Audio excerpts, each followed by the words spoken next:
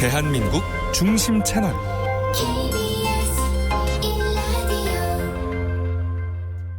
Listen, everyone.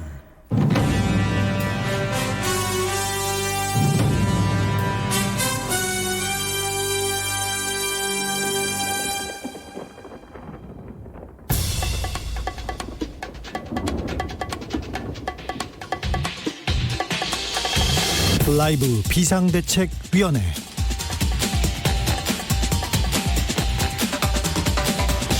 (2020년 4월 28일) 화요일입니다. 안녕하십니까. 저는 비대위원장 주진우입니다.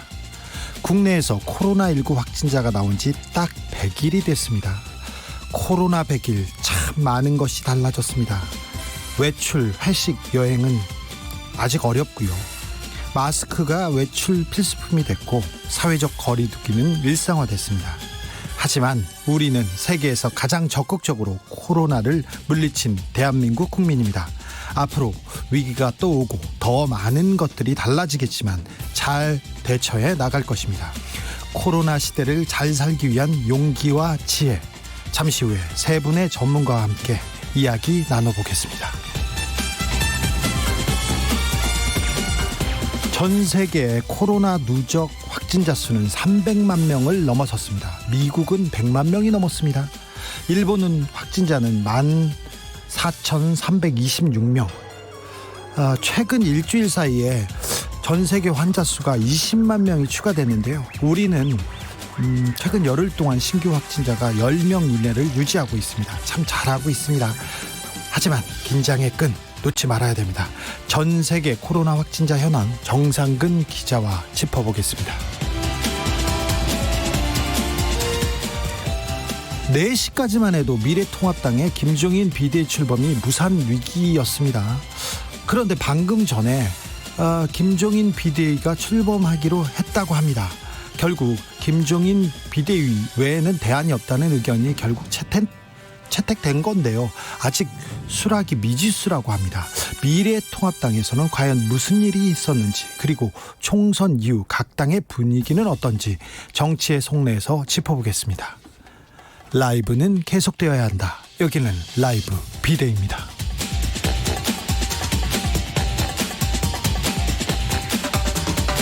오늘도 자중차에 겸손하고 진정성 있게 여러분과 함께 하겠습니다. 코로나 100일을 맞아 SNS를 통해 덕분에 챌린지가 이어지고 있습니다. 코로나19 의료진들을 응원하는 릴레이 캠페인인데요. 정은경 질병관리본부장이 문재인 대통령에게 바톤을 터치했고, 문 대통령은 김연경 선수, 수어 통역사, 그리고 아기 상어에게 바톤을 넘겼습니다. 우리도 덕분에 챌린지 한번 해볼까요? 지난 100일 동안 수고 많았던 의료진들을 위해서 헌신과 그 헌신에 존경과 감사의 마음을 담아서 전해보자고요. 그리고 100일 동안 사회적 거리두기 열심히 하신 여러분 스스로에게도 잘했다 칭찬하고 넘어갔으면 합니다. 주변 분들 둘러보시고 수고했다고 얘기해 주십시오. 샵 9730, 짧은 문자 50원, 긴 문자는 100원입니다. 콩으로 보내시면 무료입니다. 유튜브에서 라이브 비대위 검색해서 영상으로도 만나보세요. 그럼 시작하겠습니다. 나비처럼 날아 벌처럼 쏜다. 주진우 라이브 커밍 순. 내일은 좀 더 나아질 거예요. 확실해요.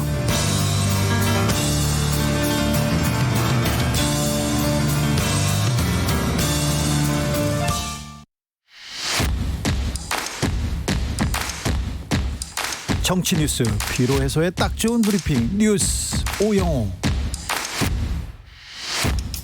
정상근 기자 어서 오세요. 네, 안녕하십니까. 네, 100일 동안 참 고생 많으셨습니다. 네, 다들 고생 많으셨습니다. 네. 나한테도 고생했다고 해야죠. 네, 주진우 선배님께서 고생 많이 하셨습니다. 네. 그냥 그렇다고요. 네, 정상근 기자 뭔가 참 끝난 것 같은 분위기인데. 네, 정상근 기자 참 고생 많았습니다. 그리고 코로나 현황에 대해서 잘 짚어줘서 국민들이 이해하는데 굉장히 쉬웠고요. 그리고 좀 알고 나면 네. 위험이 그리고 우려가 좀 줄어들거든요. 그래서 네네. 정확한 전달 필요합니다. 코로나19 현황부터 볼까요? 네, 이 중앙방역대책본부가 발표한 오늘 0시 기준 확진자 현황에 따르면 이 확진자는 어제보다 14명 늘어나서 1,752명이 됐습니다.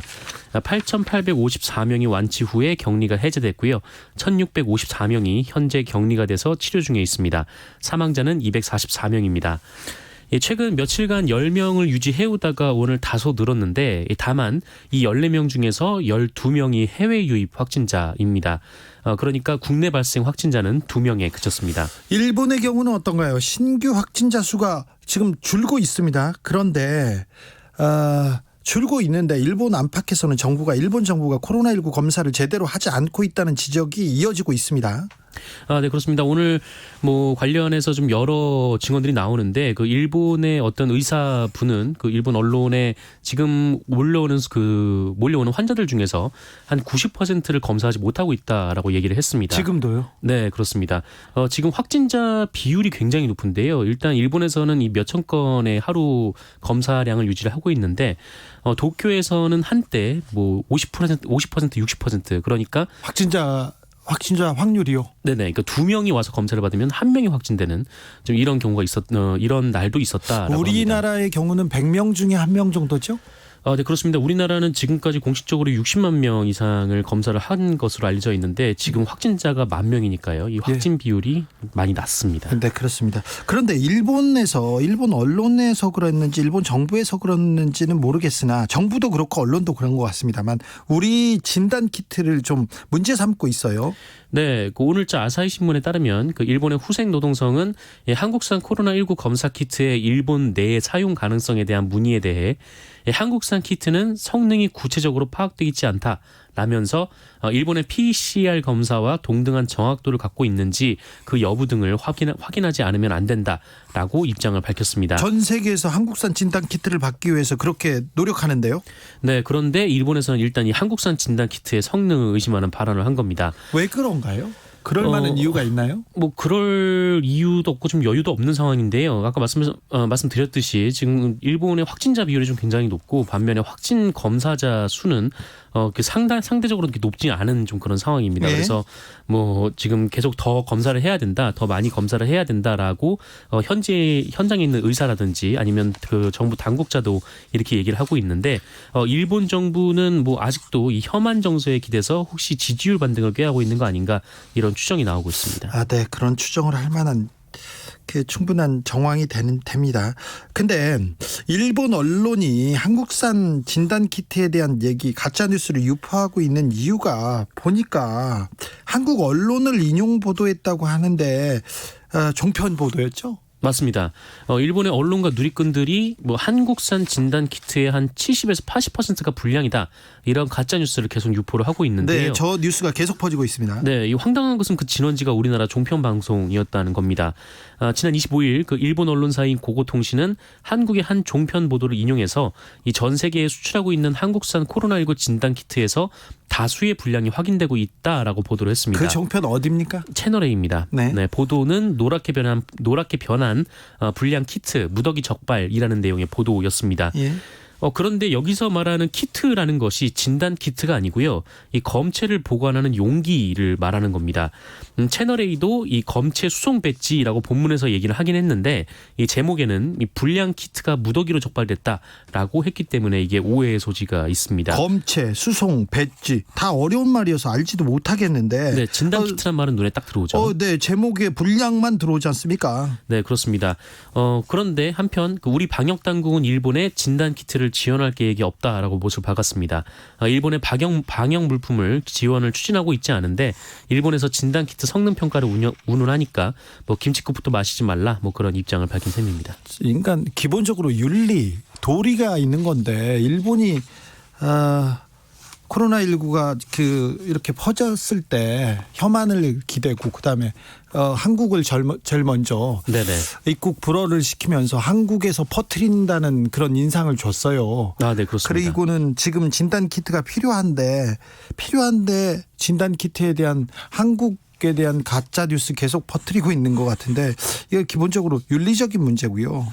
도덕적인 문제입니다. 인간의 도리를 먼저 하고 이렇게 구해도 지금 진단 키트를 우리가 줄까 말까 하는데 본인들이 지금 딴 나라 딴 세상 얘기를 하는 것 같아요. 이거 참 일본은 참 보면 볼수록 신기한 그런 그 판단을 하는 것 같습니다. 그 일본 국민들의 국민의 보건권 먼저 생각하셨으면 합니다. 그러면 한국이 대승적으로 도와줄 텐데 우리는 그렇게 저열하게 대응하지 않지 않습니까? 네네.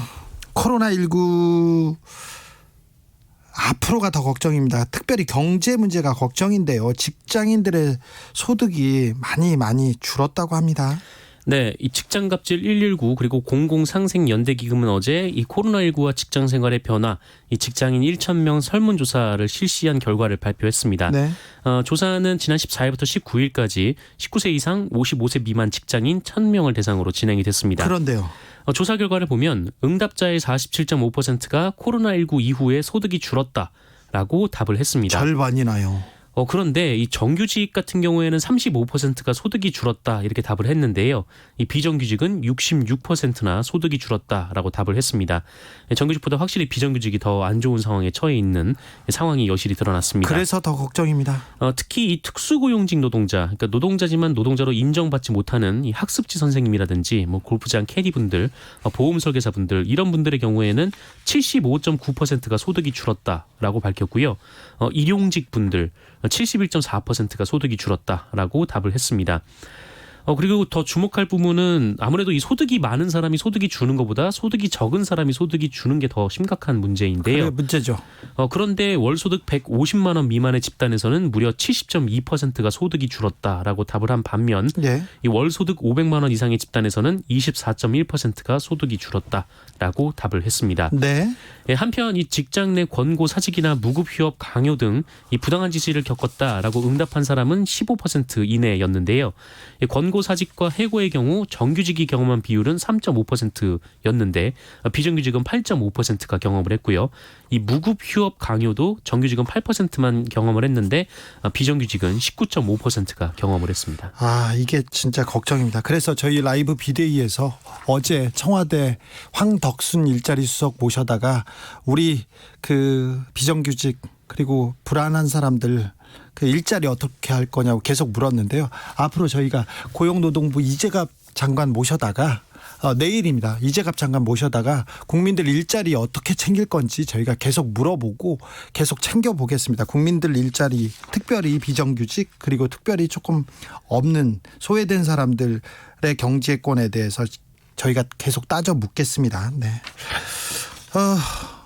아까까지만 해도 네. 방금 전까지만 해도 김종인 비대위 출범 어려운 거 아니야 이런 생각했는데 출범하기로는 했다네요. 출범하기로 했는데 출범을 하게 될지는 잘 모르겠습니다. 네. 이게 지금 한 2시간 사이에 상황이 계속 바뀌고 있는데 그 동네는 2시간이면 뭐 많이 바뀝니다. 네, 뭐 하루 종일 지금 혼란스러운 모습인데요.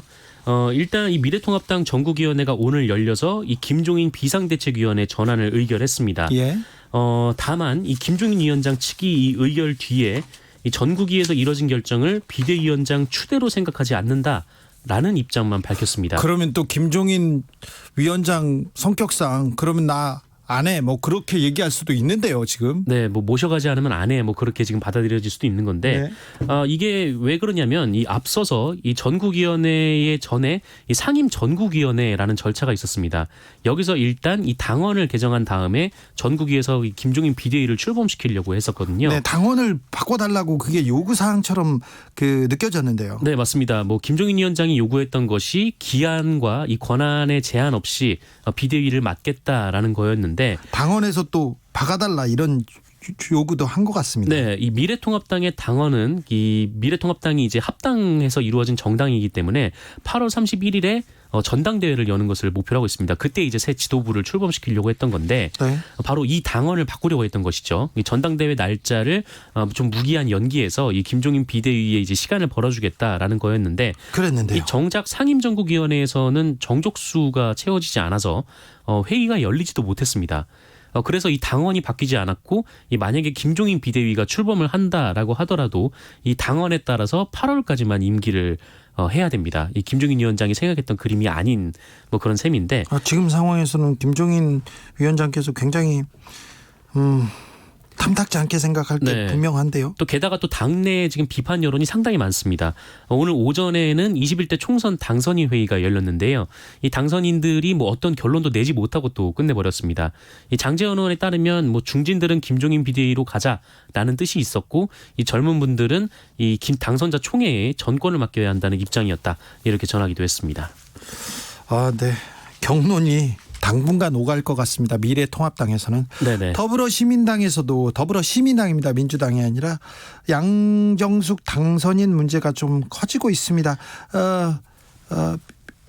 민주당의 위성정당 그러니까 비례정당이죠. 더불어시민당은. 네, 맞습니다. 이 부동산 실명제 위법 위반 그리고 명의신탁 의혹이 제기된 양정숙 당선인에 대해서 윤리위원회가 오늘 내일 중에 당에서 제명하기로 했습니다. 그리고 선거법 위반 혐의로 고발하기로 했습니다. 고발이요? 제명하고 고발한다. 네네. 네. 이 양정숙 당선인은 4년 만에 재산이 2배로 불었습니다. 원래 한 4년 전에 49억 원 재산이 있었는데 4년 만에 92억 원을 신고를 했습니다. 어떻게 돈을 그렇게 불렸대요?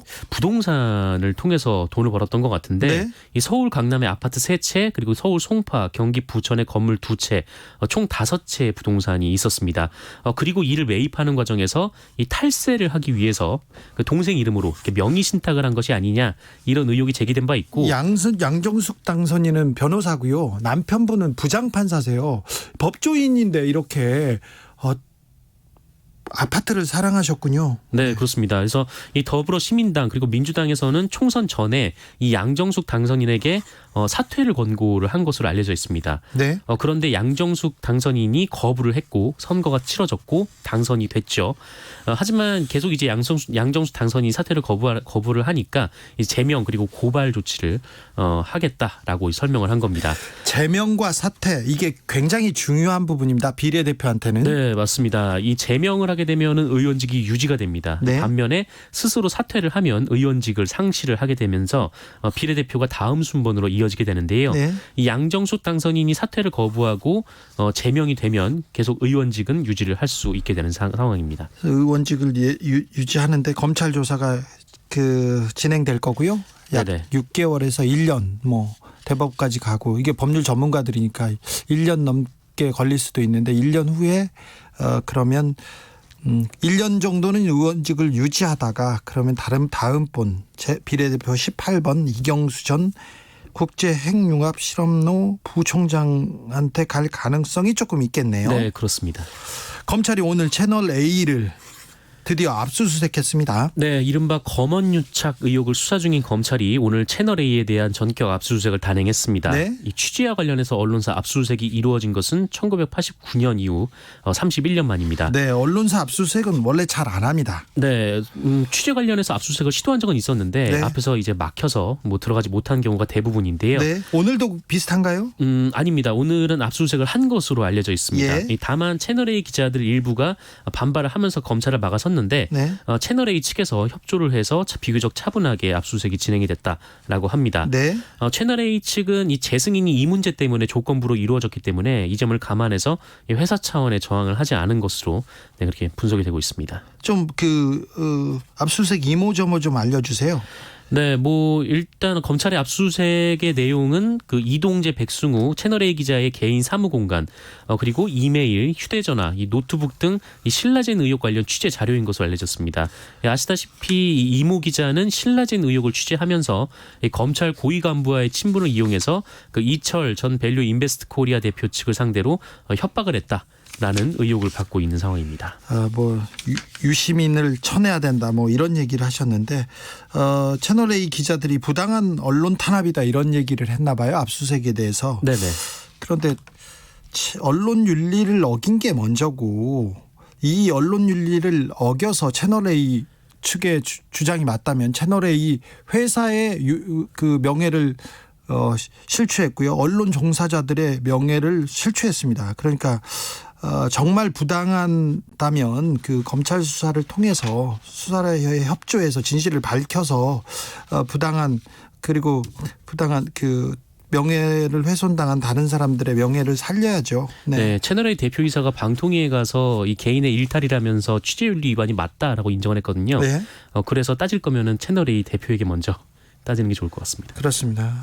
아무튼 검사장 이름을 들먹이면서 위협하고 협박한 부분은 좀 용서받기 어렵습니다. 그리고 부당한 언론 탄압이라고 이렇게 얘기하는데 잘못이 없으면 언론 탄압이고 취재 중에 조금 선을 넘을 수도 있다고 봐요. 그런데 네네. 이 부분은 명확하게 언론 윤리를 위반한 거고 회사의 조사를 통해서도 그렇게 드러났지 않습니까? 그래서 이 부분은 명확하게 빨리 수사에 협조해서 진실을 밝히는 게 맞다고 봅니다. 그렇습니다. 경찰이 이문정 검사가 검찰 간부를 고발한 건을 불기소 의견으로 검찰에 송치했습니다. 네, 이문정 울산지검 부장검사는 지난 2016년 당시 부산지검 소속의 그 윤모 검사가 이 사건 처리 과정에서 민원인이 낸 고소장을 위조해서 사건을 처리한 사실이 적발됐음에도 네. 김순환 전 검찰총장 그리고 김주현 전 대검 차장, 황철규 당시 부산 고검장 등이 별다른 징계 없이 사표 수리로 무마했다라면서 지난해 4월 이 서울지방경찰청에 이들을 고발을 했습니다. 아니 그 윗사람들이 어떻게 그 사건 처리 과정에 관여했는지는 모르겠으나 네네. 일단 기본적으로 민원인이 낸 고소장을 잃어버리고 위조해서 만들었기 때문에 그 잘못한 건 명백하지 않습니까? 네, 그렇습니다. 그런데 징계 없이 사직서만 수리를 했다라는 것이죠. 네. 그래서 경찰이 수사를 했는데 사실 경찰이 그 이문정 부장검사를 2차례 이 고발인 신분으로 불러서 조사한 것 외에는 뭐 별다른 걸 하지 못했습니다. 네. 뭐 경찰이 뭐 자료도 잘 넘겨받지 못했고요. 그리고 압수수색을 3차례 시도를 했는데 모두 검찰선에서 기각이 된 바가 있습니다. 검찰한테 허락을 맡아야 되니까 이게 쉽지 않았겠죠. 네, 그래서 경찰 측은 뭐 여러 가지 다방면으로 수사를 진행했는데 영장이 기각되면서 실효성 있는 확보 방안이 없었다라면서 현재 상태로는 불기소 의견으로 송치할 수밖에 없었다라고 말을 했습니다. 불기소 의견으로 송치라. 조금 시간을 두면서 다른 쪽으로 수사를 해보겠다 이렇게 방법을 낼 수도 있었을 텐데. 네네. 검찰 전직 간부들에 대한 수사를 막는 것까지는 그럴 수 예상하던 거지 않습니까? 그런데 경찰이 조금 또 지혜를 내서 또 용기를 내서 좀 수사를 조금 할 수 있는 방법이 있었을 텐데 자꾸 경찰에서 불기소하고 무혐의 처리하고 하는 요새 뉴스를 보면 경찰의 수사력에도 조금 약간 의문을 제기할 수밖에 없는 그런 상황이 됩니다. 검찰 개혁도 중요하지만 경찰 개혁, 경찰의 수사를 위한 그 의지 그런 거 좀 보고 싶습니다.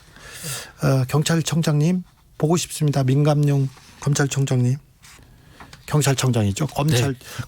경찰총장이라고 얘기할 뻔했습니다. 그거는 여기까지 들을까요? 네, 고맙습니다. 뉴스 오영호 정상근 기자 함께했습니다. 감사합니다. 고맙습니다. 김성수님 이런 의견 주셨습니다. 줄 나라는 꿈도 안 꾸는데 김칫국 마시는 일본 그리고 외신은 외국 외가 아니라 외나라 외자를 쓰셨는데요. 네, 그렇습니다. 그 일본이 한국에 진단 키트 받고 싶은 거예요. 그래서 자꾸 다른 얘기를 하는 거예요. 그럴 수도 있다고 봐요. 그럴 수도 있어요. 네. 큐마티니님 피땀 흘린 의사나 간호사 질병본부 힘 빠지네. 네.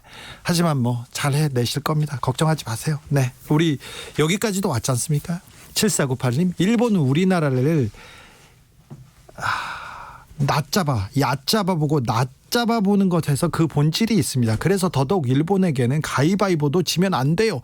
이런 생각을 하는 분들 많은데요. 저도 좀 그런 생각을 합니다. 일본 기자 외국에서 이렇게 회의할 때도 일본 기자들 앞에서는 제가 당당하게 더 거만하게 했습니다. 거만하면 안 되겠지만 더 열심히 했습니다. 네. 1902님 진우씨 가까이 하기엔 너무 먼 당신 노래 신청해요. 일본은 가까이 하기엔 너무 먼 나라니까요. 노래 신청 안 되나요? 아방지에서 신청. 여기는 노래하는 데 아니고요. 뉴스 시사 정통 뉴스만 하는 데입니다. 여러분께서는 지금 라이브 비데이를 듣고 계십니다. 교통정보센터 잠깐 다녀올게요. 김민희 씨. 오늘 유난히 정체가 심합니다. 여기에 돌발 구간도 많은데요. 경부고속도로 서울 방면으로 옥천 휴게소 부근에서는 사고가 났습니다. 1차로를 막고 처리 작업을 하고 있고요. 이후로는 남사에서 오산 사이와 기흥동탄에서 수원 부근, 다시 판교 분기점 부근과 더 가서는 달래내곡에부터 반포 사이로 속도 줄여 지납니다. 서해안고속도로 서울 방면으로는 서평택 분기점에서 화성 휴게소까지 14km 구간에서 정체 길어져 있습니다. 더 가서 비봉 부근 1, 2차로에서는 장애물을 처리하고 있고요. 이후로는 매송 휴게소에서 용담터널 사이와 또 일찍에서 금천 사이로 속도 줄여 지납니다. 평택 시흥고속도로 시흥 쪽 정체는 조암부터 송산마도까지 16km 구간에서 길어져 있습니다. 그 밖에 영동고속도로 인천 쪽으로 여주 분기점에서 이천 사이 극심한 정체는 이 일대로 하고 있는 작업 여파고요.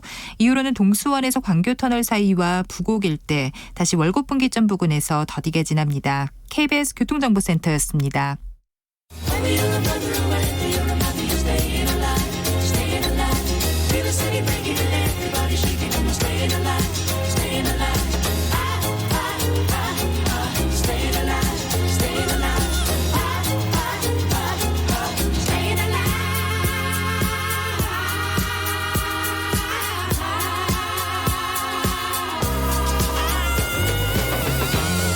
KBS 1라디오 라이브 비상대책위원회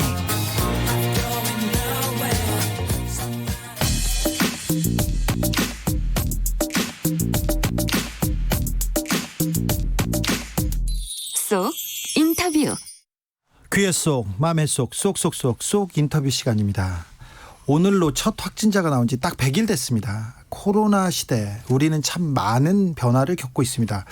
일상을 포기해야 돼서 일상이 얼마나 소중한지 느끼게 되고요. 삶, 사랑, 그리고 가치, 관계에 대해서도 생각해 봅니다.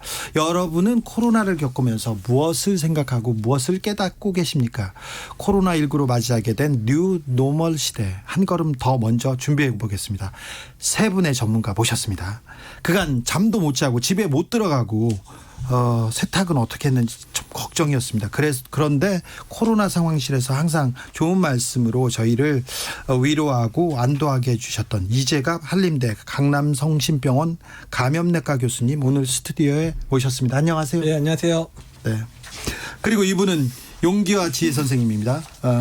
경기도 코로나19 긴급대책단 공동단장 임승관 경기도의료원 안성병원장 안녕하세요. 네, 반갑습니다. 네, 다 높으신 분들이에요. 다 장이에요. 그리고 마지막에는 연예인입니다. 연예인 2020 상록수 뮤직비디오 2분 28초에 출연하는 김동은 계명대 동상병원 이비인후과 교수님 안녕하세요. 예, 안녕하세요. 세 분 만나 뵙게 돼서 감사하고요. 영광입니다. 예, 반갑습니다. 네, 항상 제가 뉴스를 전할 때 선생님들한테 감사한 마음 항상 새겼고요. 기도도 했습니다. 기도발이 있는지는 잘 모르겠습니다. 우리가 코로나19 100일을 맞아서 특별한 인터뷰 준비했습니다. 그래서 그간 고생했다는 얘기 듣고 앞으로 우리 어떻게 살아야 돼요? 그런 거 물어보려고 저희가 모셨습니다. 선생님들 일단 100일을 코로나 시대 100일을 좀 돌아봐야 되겠는데 1월 20일이었습니다. 1월 20일 날 첫 환자가 나왔습니다. 그때 어떤 생각하셨어요? 먼저 이재갑 교수님. 사실 올게 왔다고 생각을 했었고요. 그러니까 이제 코로나 바이러스라는 거를 알고 난 지 한 열흘 정도 지나서 이제 첫 번째 환자 확진됐었거든요. 네, 중국에서 왔죠. 예, 그래서 일단 올게 왔다. 그리고 이 파장이 이제 얼마나 오래 갈 건지에 대해서 그때까지는 생각을 못했는데 이게 지금껏 완전히 끝난 게 아니라는 거를 생각을 하게 되니까 안타깝기도 하고 앞으로 가야 될 길이 멀다는 거가 좀 더 안타까운 상황입니다. 예. 어떤 생각 드셨어요? 뭐 중국에서 이제 유행이 확산되고 있을 때 다들 뭐 이렇게 감염병에 대한 이해가 있는 분들은 좀 조심스러운 마음, 분명히 이런 확산세가 어떤 바이러스 감염력을 얘기하는 것일 텐데 그렇다면은 중국의 어떤 국가 경계를 넘을 수 있겠고 그러면 이제 동아시아인 한국이나 뭐 일본 혹은 중화권 나라들은 제일 먼저 영향을 받겠다 좀 긴장하는 마음이 있었죠. 근데 그 전에도 신종플루도 있고 사스도 있고 메르스도 있고 뭐 오긴 왔으나 우리가 김치의 힘이라고 얘기하는데 저는 김치의 힘이라고 그건 믿지 않습니다만 그래도 우리는 잘 극복해 나갈 거다. 위생상 그리고 우리가 관계가 보건 뭐 환경이 괜찮아서 괜찮을 거라고 생각했는데 선생님도 무서우셨어요? 예, 뭐 워낙 중국하고 교류가 많으니까 네. 예, 중국에서 발생하는 감염병이 뭐 우리나라에 오는 거는 시간 문제라고 그렇게 생각을 하고 있었고 예. 지방에 살다 보니까 대구에 그러면 발생할 건가? 뭐 그런 데 생각하셨어요? 예, 관심이 있었습니다. 계속 발생을 안 해서 다행이다. 그러나 계속 불안한 상태였는데 오늘 100일이라고 말씀하시지만 저는 사실 70일이 더 의미가 있다고 생각하는 그렇죠. 게 2월 18일에 예, 맞습니다. 31번째 확진자가 딱 나왔을 때 예, 대구 첫 환자 발생하고 오늘 70일째여서 그때 어떤 생각 드셨어요? 갑자기 응급실이 폐쇄가 됐거든요. 간호사 한 분이 이래 갑자기 오시더니만 저희 병원 응급실이 폐쇄가 됐다고 말씀을 하시면서 대구 첫 환자의 이제 역학 조사를 하다 보니까 저희 병원 응급실에 와 있던 분하고 이제 접촉했을 가능성이 있어서 응급실이 폐쇄됐고 동시에 대구에 한 3개 정도 응급실이 폐쇄되는 그런 일이 있었습니다. 그래서 시민들도 많이 불안하셨겠지만 병원에서 일하는 저희들도 올 것이 왔다. 이제 좀 대비를 잘해야 되겠다 그런 생각을 했습니다. 그 2월 18일 날 31번째 확진자 나오고 2월 29일 날 신규 확진자가 909명까지 늘어납니다. 그리고 대구에서는 폭발적인 팬데믹이 그때 있었는데 의사 선생님들도 공부는 했지만 이 전염병이 막 오고 그러면 무섭잖아요. 무서웠죠? 예. 김동훈 교수님. 예, 뭐 사실 코로나 바이러스는 학교 다닐 때 배웠던 바이러스긴 하지만 배우셨어요? 그렇죠. 코로나 바이러스 휴먼 자체는 코로나 배웠지만 바이러스. 네. 이게 자꾸만 변종이 되니까 이번에도 새로운 모습으로 이렇게 오니까 처음에는 저희도 잘 모르죠. 지금도 모든 걸 다 알고 있는 건 아니지만 그 당시만 해도 의사들도 자세하게 이게 어떻게 전염력이 어느 정도인지 치사율이 어느 정도인지 잘 알지를 못하는 상태라서 마찬가지로 좀 두렵기는 했습니다. 그래서 그때 2월 아마 29일 아까 말씀하신 것 같은데 그때 이미 너무 환자가 많이 발생해서 입원하기가 힘들어서 이렇게 댁에서 집에서 이렇게 자가격리하시면서 병실이 나기를 기다리는 분들이 좀 있었습니다. 아니 김 교수님 무서웠냐고요. 무서우셨잖아요. 도망가고 싶은 생각 안 했어요? 예, 뭐 그 정도는 아니었고 네. 오히려 이렇게 언론에 보도되는 이런 것들 보고 또 매일 이렇게 투명하게 이렇게 공개하는 건 상당히 잘했다고 생각이 되는데 네. 매일 중계방송 하듯이 이렇게 환자 수가 이렇게 나오니까 외래에서 만나는 환자분들이 상당히 불안해 하셔서 네. 제가 무서운 것보다는 우선 환자들을 안심시키는 것이 그때 상당히 중요한 일이었습니다. 코로나 환자가 대구에서 신천지 신도들을 통해서 경기도로 넘어옵니다.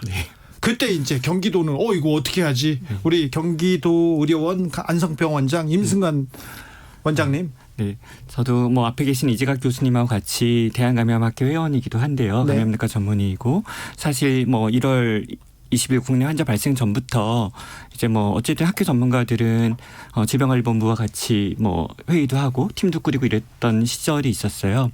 그리고 그 무렵에 이제 이재각 교수님은 좀 정책 파트를 좀 맡고 있었고 저는 학회에서 의료자원 파트를 맡고 있었는데 한 1월 말쯤이었죠. 근데 이제 중앙사고수습본부 자원관리반과 회의도 여러 번 하고 이런 상황들을 겪다가 이제 저에게 개인적인 어떤 판단은 이거는 의료 자원 싸움이다.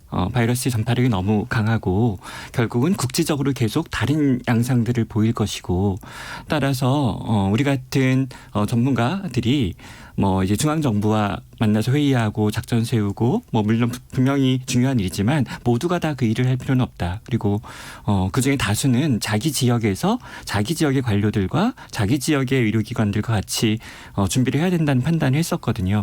그래서 이제 경기도 같은 경우는 민간 협력의 어떤 모델들을 만들면서 한 2월 6일쯤부터 이제 위기대응센터 체제를 만들고 그랬었는데 그런 과정에서 이제 대구의 상황들을 보았을 때 특히 신천지 종교 커뮤니티를 통해서 폭발적으로 늘었을 때 이 슈퍼 전파가 있었을 때 또 우리가 준비해온 것하고는 또 상당히 어떤 속도가 다르구나. 그래서 지금까지 알고 있는 것으로 대응되는 것이 아니기 때문에 일어난 현상들을 잘 들여다보고 거기서 이제 어떤 원리들을 찾아내고 작전을 세워야 되는구나 이런 판단하고 있었죠. 네. 김소영 님도 그때를 생각하면 지금도 아찔합니다 얘기하셨고요. 블루드리머님, 방송에 자주 나오신 이재갑 교수님은 표정이 조금 편안해 보이십니다. 이렇게 지금 청취자들이나 시청자들이 보고 우리가 코로나 시대에 어느 정도는 좀 넘어왔구나 이런 생각하나 봐요. 아하님, 번아웃 오시진 않았나요? 지치고 탈진할 만큼 고되셨을 텐데, 그런 진료셨을 텐데. 이재갑 교수님? 한참 힘들었던 때가 저희 병원 안에도 환자가 있어서, 지금 이제 환자 다 퇴원하시고 사망하시고 그래서 지금은 없는데, 환자가 있었을 때 이제 밤새 환자 보고 아침부터 해서 이제 회의 참석하는 일들, 또 계속해서 언론에서 계속 이런 인터뷰하는 일들이 계속 겹쳤거든요. 그래서 그 중간에 이게 좀 뭐라 그럴까요? 그러니까 스트레스 상황들이 올라가다 보는 데다가 또 여기저기서 이제 공격받는 일도 좀 몇 번 있었죠. 그렇죠. 이제 그런 일들이 아니, 언론이 왜 의사 선생님들을 공격해? 특별히 이 교수님 고생 많으셨어요. 그러니까 이제 그냥 내 할 일만 해도 조금 힘들었었는데, 네. 그런 상황들이 좀 여러 번 반복이 되다 보니까 이게 내가 지금 바른 길을 걷고 있는지를 계속해서 이제 혼자 스스로 이렇게 좀 자문해야 되는 상황들이 좀 계속 많았습니다. 그래서 아직도 이제 그런 질문들 던지고 있는데, 그래서 앞으로 이제 감염병 전문가가 어떤 역할을 해야 되는가에 대한 부분들에 대해서 고민을 많이 했었던 시기였고, 그러기 때문에 좀 많이 지치기도 하고 또 힘들었던 시기였던 것 같습니다. 조희숙 님이 선생님들 뵈려고 유튜브 켰답니다. 네, 얼른 켜주세요. 얼른 켜주십시오. 김윤태님, 세 분 목소리 들으니 영광입니다. 대구 시민으로서도 너무 믿음직합니다. 네, 저도 보니까 감사하게 생각합니다. 최정임 님이 이재갑 교수님 얼굴 반쪽 되셨어요 그러는데 아직도 피부는 좋습니다. 저보다 훨씬 좋습니다. 저기 임승관 원장님한테 물어볼게요. 지금 마스크를 KF 마스크 아니고 보통 마스크 쓰시고 오셨네요. 네. 선생님, 선생님이 이 마스크를 쓰는 걸 보니 우리도 이런 거 써도 되는 거죠? 글쎄요, 이렇게 어떤 필터 효율이 좋은 마스크들은 이제 감염자와 접촉하시는 공간에서는 더 우선시돼야 되겠지만, 네. 지금 같은 상황에서 개인들이 자기를 보호하는 부분에 있어서는 갖고 있는 방법들을 적절히 활용할 수 있다고 생각합니다. 융통성을 발휘할 수 있다고 생각합니다. 저는 임승관 선생님이 말하면 다 믿습니다. 네, 그러신 거죠. 네. 지금 현재까지 지금 코로나가 어디쯤 왔습니까? 어디쯤. 그래서 지금 확진자 중에 80%가 완치됐고 신규 확진자는 10명 내외인데 지금 코로나가 어느 지점을 지나가고 있습니까? 그러니까 보통 저희가 이제 한 번에 큰 유행을 마치고 나서 다음 유행을 준비하는 시기로 보통 보거든요. 네. 그러니까 이제 저희가 보통 얘기하면은 이제 앞 3분의 1 정도 왔다. 그래요? 예, 3분의 2요? 3분의 1이요. 네. 그러니까 앞으로 갈 길이 더 멀다는 얘기인 거죠. 네. 4분의 3 정도로 얘기해 주세요, 그냥. 아니, 3분의 1, 그러니까 3분의 2가 남았습니다. 아직이요? 예. 그러니까 왜냐면 네, 저는 잘 모르겠고, 근데 저보다 이제 박사도 있으신 전 박사도 없는데, 메리켈 총리가 얼마 전에 네. EU 하원에서 한 연설이 있는데 거기 한 문장을 좀 읽어드리겠습니다. 우리는 살얼음판을 걷고 있다. 우리가 지금까지 성취한 것을 도박으로 날려 후퇴하도록 위험을 무릅쓰지 말아달라. 우리는 팬데믹의 마지막 국면에 놓여 있지 않고 시작 국면에 있다. 우리는 꽤 오랫동안 이 바이러스와 함께 살아야 할 것이다 라는 말을 했거든요. 네. 저는 공감하고요. 그러니까 대구 가장 많이 유행이 있었던 대구가 누적 확진자가 0.28% 정도죠. 그러니까 진단되지 않은 사람이 3배수 4배수 있다고 해도 아직 대구 같은 곳에서도 1% 정도도 감염 확산되지 않았을 것을 추정할 수 있는데, 그렇다면 수도권이라든지 다른 지역을 생각한다면 우리가 겪은 일들은 어쩌면 아직은 어떤 하나의 도입부일 수 있다라고도 생각합니다. 대한민국은 그래도 코로나19에 잘 대응하고 좀 가장 먼저 극복해 나가는 게 보입니다. 외신 이렇게 보면 우리나라가 이렇게 훌륭했나 이런 생각도 자부심도 들고요. 제가 이재갑 교수님한테 처음에 계속 물어봤어요. 이렇게 경마식으로 개표 방송하듯 확진자 나오고 이렇게 위기를 계속 보여줘야 맞는 거냐, 아니면 일본처럼 검사 좀 덜하고 안 보여줘서 저 국민들 편안하게 이렇게 넘어가는 게 맞는 거냐 계속 물어봤는데, 그래도 이재갑 교수님 계속 한국식으로 가야 된다. 우리만 이렇게 검사를 제대로 하고 추적해서 코로나를 잡는 게 맞게 될 거다고 얘기했는데, 처음에는 저도 걱정이 많았거든요. 그런데 우리가 K 방역이라고 해야 되는 것 같은데, 우리가 다른 나라에 비해서 이렇게 그 의료 선진국보다도 더 이 코로나를 대응을 잘한 이유가 어디에 있다고 보십니까? 일단은 이제 2015년도에 좀 썼지만 메르스를 경험했던 것 때문에 그때 방역 체계를 한번 좀 정비할 수 있는 기회를 얻었다는 게 중요하고요. 그리고 그때 경험했던 거를 바탕으로 해서 역학조사의 방법들에 대한 방법론들이 많이 이제 정리가 됐습니다. 특히 IT 기술을 활용하는 그런 이제 역학조사 방법론이 정립된 게 메르스 때 이후였거든요. 예. 그런 부분이 많이 도움이 됐고 또한 진단 체계를 빨리 구축할 수 있는 체제 정비가 또 메르스 이후에 사실 됐고요. 예. 그다음에 좀 많이 부족했기는 했지만 국가진흥격리병상이라든지 이런 공공병상들을 이제 정부에서 활용할 수 있게끔 만들었었던 그런 부분들이 이제 메르스 때 한번 경험을 했었기 때문에 가지고 있었기 때문에 응급 상황에서 그런 부분들을 잘 활용했던 부분들이 상당히 주요했었고요. 사실 더 중요한 거는 사실 뭐 드라이브 스루 방식의 어떤 진단 체계라든지 아니면 뭐 생활치료센터처럼 어떤 교과서에도 없는 내용들을 다이나믹하게 대응할 수 있었던 좀 이렇게 창의력들 그리고 그것들을 정책으로 옳다고 생각하면 바로바로 이제 시행을 할 수 있었던 이제 추진력 이런 부분들까지 겹쳐지면서 그러니까 한국인이 가진 다이나믹한 그런 성격들 이런 것까지 겹치면서 그래도 지금까지 좀 잘 대응했던 게 아닌가 이런 생각이 좀 들게 됩니다. 김동근 교수님 현장에서 보니까 대구에서 네. 환자들이 몰려오지 않습니까? 네네. 가득 차 있고 네네. 우리 의료진의 그리고 우리의 능력으로 이렇게 능력 범위를 넘어설 만큼 사람들이 많이 오는데 네네. 그때 이렇게 잘 대응할 수 있었던 이유가 어디에 있다고 보십니까? 김 일단은 교수님 훌륭하다. 그거는 제가 압니다. 예. 그건 아닌 것 같고요. 제가 봐서는 일단은 정보를 투명하게 공개를 해서 국민들이 신뢰할 수 있었다고 생각이 됩니다. 그리고 질병관리본부를 포함해서 앞에서 이렇게 이끌어 주시는 분들이 국민들로부터 이렇게 신뢰를 받았기 때문에 어떤 국민들 스스로 지켜야 되는 그런 방역들 그런 것들 잘 따라줬던 것이 가장 좋은 점이었다고 생각이 되고 그다음에 진단 키트라든지 그러면 아까 말씀하셨던 드라이브 스루형 검사소 같은 경우도 민간에서 처음 필요하다고 말씀을 드렸을 때 정부가 신속하게 그런 것들 받아들이고 선별 진료소를 만들어주고 그랬던 것이 환자는 급증했지만 그나마 저희들이 방역을 잘할 수 있었던 하나의 요인이 아닌가 생각합니다. 의료진이나 의사 선생님들끼리 이게 필요하다 이렇게 말하면 정부가 잘 도와줬습니까? 상당히 빨리 이번에는 신속하게 보통 그런 것들을 이렇게 저희들이 제안을 해도 이 절차가 있기 때문에 시간이 많이 필요한데 아주 신속하게 이번에는 그런 것들 마련해주고 또 이렇게 합리적인 생각이라고 판단이 되면 이렇게 받아들여줬던 것이 좀 방역에 좀 성공할 수 있었던 계기라고 생각합니다. 선생님들은 그 박근혜 정부 때 메르스를 대응했던 분들이기 때문에 6262님도 이분 질문했습니다. 박근혜 정부 때와 지금 현 정권의 차이점에 대해서 어떻게 보세요? 이거 곤란하면 임승관 선생님. 이 곤란한 질문을 하시는 프로그램이라고 지난번에도 느꼈는데 네. 그러게 아까도 이제 뭐 메르켈 총리 얘기를 했는데 저희도 이과계 국가 지도자를 가졌던 경험이 있었던 것 네. 지금 떠오르게 되는데요. 네. 뭐 상황들을 그대로 좀 비교하기는 좀 어려운 부분이 있다고 생각하고 그리고 지금 오늘 뭐 100일이라는 날짜도 뭐 이렇게 좀 저희가 조금 부드럽게 맞고 있고 두 분 교수님께서 지금까지 성공의 요인들도 잘 짚어주셨는데요.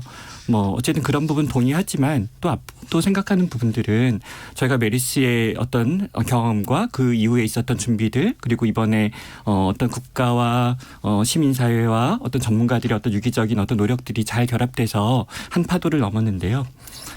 또 진단검사라는 어떤 방법론을 많이 활용해서 근데 이게 누적 환자 10,000명에 성공했는데 만약에 누적 환자 5만 명, 10만 명대도 성공할 수 있는 방법인가라고는 질문한다면 누구도 자신 있게 답할 수 없을 것 같고 그런 리뷰들이 그리고 그런 사유들이 더 많아졌으면 좋겠습니다.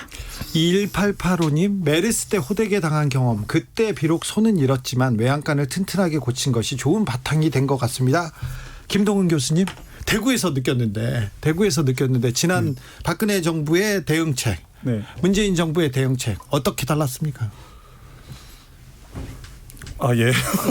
그런데 일단은 그때는 병원 중심의 감염이었는데 한동안 도대체 어느 병원에 이 메르스 환자가 있는지 저희들도 잘 몰랐고 그때는 국민들도 가렸죠. 예, 그랬습니다. 그런데 이번에는 그렇지 않았고 처음부터 아까 말씀하셨듯이 너무 이렇게 다 공개하는 게 아닌가? 이게 꼭 바람직한가? 이 국민들에게 좀 불안감을 심어주는 거 아닌가? 이런 걱정이 될 정도로 네, 너무나 걱정 투명하게 많이 공개를 했습니다. 했는데 네. 지금 와서 생각해 보면 우리 국민들의 어느 정도 수준이 있기 때문에 투명하게 공개하는 것이 오히려 이런 방역 대책을 세우는 도움이 된다고 생각합니다. 제가 그래가지고 이재갑 교수님 계속 괴롭혔어요. 너무 투명한 거 아니냐고 이런 식으로 말고 미국식 일본식 따라가야 되는 거 아니냐고 했는데 그때 교수님이 단호하게 한국식이 맞다고 했는데 그때 저는 100% 신뢰하지는 않았습니다. 죄송합니다. 제가 사과드립니다.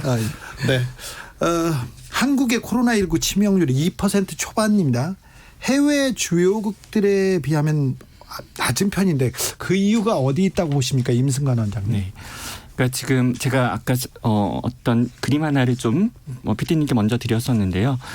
이게 제가 질병관리본부의 자료를 가지고 한번 좌표 그래프를 그려봤습니다. 즉 X축에는 인구 10만 명당 발생률, 그러니까 네. 즉 얼마나 감염이 많이 확산되어 있는가. 그다음에 이제 Y축에는 세로축에는 치명률을 갖고 그려보면 네, 유튜브 보시는 분들은 네. 지금 저희가 그래프를 띄워놨습니다. 네. 보실 수 있습니다. 네. 뭐 물론 이 자료가 뭐 질병관리본부 홈페이지에 게시된 자료이긴 하지만 그걸 갖고 제가 그린 자료이긴 하지만 그런 뭐 어떤 국가들이 낸 자료들의 신뢰도라든지 혹은 자료를 취합한 기준들이 다 똑같은 게 아니어서 한계는 있습니다. 하지만 여기서 얻을 수 있는 직관은 감염이 확산되면 감염의 어떤 전파가 확산되면 치명률은 자연히 오른다라는 겁니다. 즉 예. 우상향한다는 거죠. 지금 한국의 치명률이 낮은 것, 그러니까 즉 한국의 방역이 성공한 것은 누적 확진자 만여 명으로 이제 제한한 것은 분명한 성공이 맞는데 네. 치명률 2.24%가 한국의 방역의 성공이라고만 우리가 질문한다면 그렇게 답할 수는 없다. 우리는 아직 5만 명과 10만 명 겪어보지 않았고 20만 명 겪어보지 않았고 만약 그런 일이 일어난다면 앞에 있던 국가들이 갔던 항로 중에 어디를 갈지, 즉 프랑스가 갔던 항로를 따라갈지, 미국이 갔던 항로를 따라갈지, 이탈리아를 따라갈지, 독일을 따라갈지 우리도 아직 모르는 것이고 따라서 지금의 방역 성공들은 확진자의 숫자를 제한한 것은 분명하지만 치명률은 어떻게 보면 아직 그런 것을 평가하기에는 좀 시기상조인 측면이 있다. 이렇게 말씀드리고 싶습니다. 임승관 선생님, 위대한 사냥꾼님이 보내셨는데요. 그래프를 보면 이해가 잘 될 거라고 해서 그래프를 띄워냈는데 이해가 안 되시네요. 보고 있다. 근데 해석이 안 된다. 이렇게 얘기해 주셨습니다. 이재갑 교수님, 우리가 코로나 시대에 3분의 1 정도 왔어요. 네. 3분의 1밖에 안 왔습니까? 앞으로 또 올까요? 이 파도가? 그러니까 임승관 원장님 말씀하신 거에 전 동의를 하는데, 그러니까 지금 우리나라처럼 그 아주 큰 파고를 거치고 나서 안정이 된 국가들이 몇 군데 없습니다. 특히 뭐 중국하고 우리나라 정도밖에 없거든요. 근데 중국이 가는 길과 우리가 가는 길이 다를 수밖에 없습니다. 예. 체제가 다르기 때문에. 근데 우리가 지금 어떻게 준비를 하느냐에 따라서 앞으로 우리가 1년이나 2년 있다가 그때 그 시기, 지금 그 4월에서 5월 넘어가는 환자가 소강 상태였었던 그 시기에 어떤 결정을 내렸기 때문에 우리가 지금의 상황들을 맞이했다 분명히 평가를 하게 될 건데, 우리가 지금 어떻게 준비하느냐에 따라서 정말 두 번째 파고가 없이 지나갈 수도 있고요. 어쩌면 두 번째 파고를 더 심하게 겪어서 다른 국가들이 그래 쟤네 뭐 처음에만 잘했지 뭐 이런 얘기도 들을 수 있는 상황들이라, 어쩌면 지금의 상황이 우리나라가 가야 될 바를 결정하는 가장 중요한 시기라고 생각이 좀 드는 상황입니다. 맞습니다. 처음에는 우리나라가 코로나 열등생이었어요. 그런데 우등생이 되는 데까지는 굉장히 많은 노력과 이 헌신이 있었는데 지금 잘해야 계속 우등생으로 남을 수 있는 거죠. 저는 지금의 성공이 다른 과목을 시험 봐야 되는 앞일 수도 있다고 생각해요. 그러니까 지금 한 과목을 잘 치렀는데 다음 과목을 같은 방법으로 공부하지 않는 것이 어떻게 보면 위험할 수도 있고, 따라서 새로운 과목을 새로운 마음으로 공부하는 그런 태도가 논의됐으면 좋겠습니다. 이정복님, 참말로 수고 많으셨습니다. 선생님들한테 전하고요. 부각사님, 이번 코로나19 사태를 겪고 나서 의료 쪽 종사하시는 분들을 존경하게 됐습니다. 의료 쪽에 종사하시는 분들 누구나 저희 가게에 오시면 무료로 대접하려고 돈은 좀 받으셔야 돼요. 네. 마키 7165님, 3분의 1 지나고 잠깐 쉬면서 충전하고 나머지 또 달려야죠.